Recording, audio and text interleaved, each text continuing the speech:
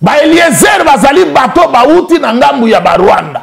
Ba yebi poison ya galu ondenge zalaka. Mutu ayane Eliezer ezali ndeko na biso Roger Lumbala. Auta kozwa bango ba koto kuna. Koto kuna poison basakana na ngote.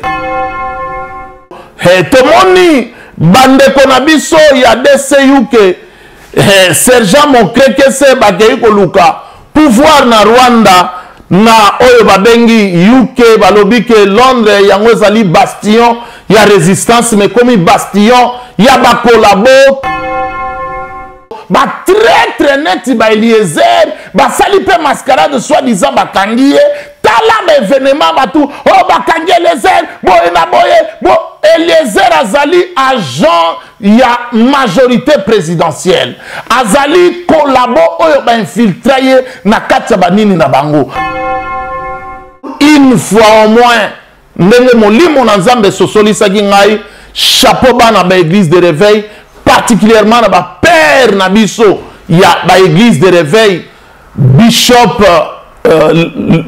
général Albert Kakenza Mwanambo bino bato boyamba Eliezer na bandaku na bino na bisika na bino boke na nanu ko sala dépistage ya poison